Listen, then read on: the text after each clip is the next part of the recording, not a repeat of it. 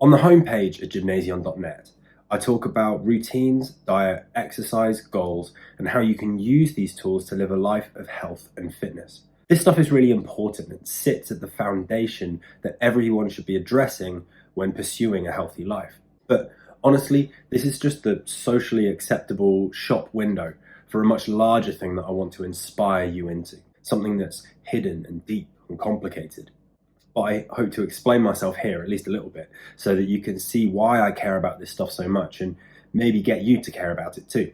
If we delve into what it really means to be fit and healthy, and all the definitions start coming together, it starts to get kind of vague. But that's not necessarily a bad thing. It's like this. When you look at an object, you can only see one side of it at a time, maybe two if you have a mirror. You can never see every side of an object all at once, but you know it's all there because you can look around the object and experience it from all the different sides at different times. Also, an object might be used in lots of different ways or fit into lots of different environments or take different forms depending on who views it.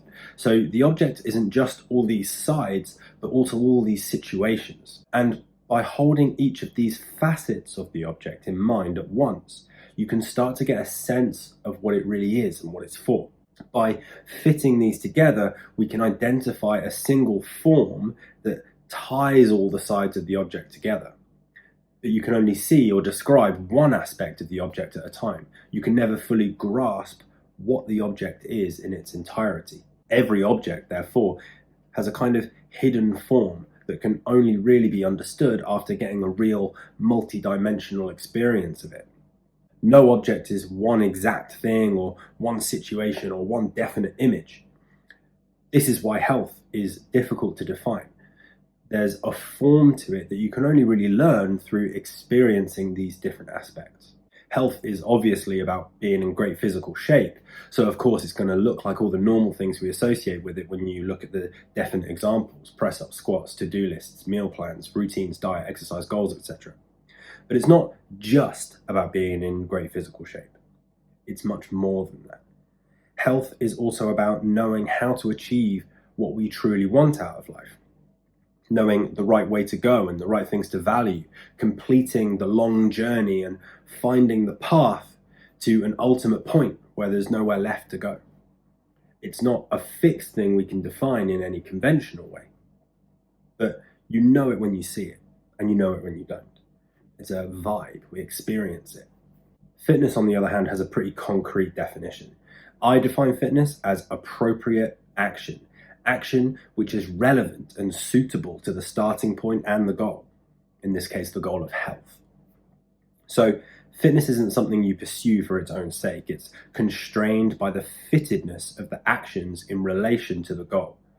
Fitness is defined relative to context. It isn't an abstract thing that is independent of the conditions under which it arises. Fitness is about how actions interact with their niche. So I want to invite you to explore with me what it truly means to act in a way that is appropriate to the niche goal of reaching this indescribable, multifaceted thing we call health. We start with the body, where we get the most immediate influence. We use routines, diet, exercise to reach defined goals.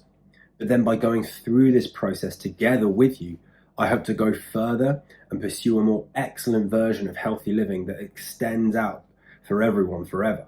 I'm building this slowly, piece by piece, but distributed across these various materials and practices and concepts, I will be encouraging you to engage with a unifying thread of understanding that I want you to pick up and follow.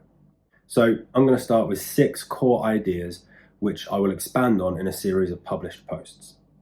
The real world, green face meals, start with the body, for everyone forever, the enemy is you, and a network of elites.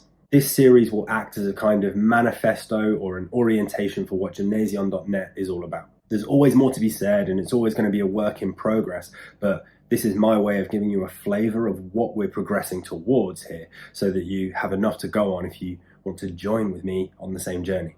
So, why gymnasium? What does that mean? Nowadays, a gym is where people go to do some resistance training and cardio training and participate in sports and leisure activities, but the origins of the modern gymnasium are rooted in the schools of ancient Greece.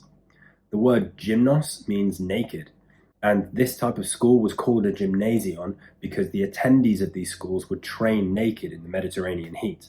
But these schools weren't just places of physical training. The philosophers Socrates, Plato, and Aristotle all taught in a gymnasium. The training and research that was done in these places was far-reaching and included study in all aspects of a good life.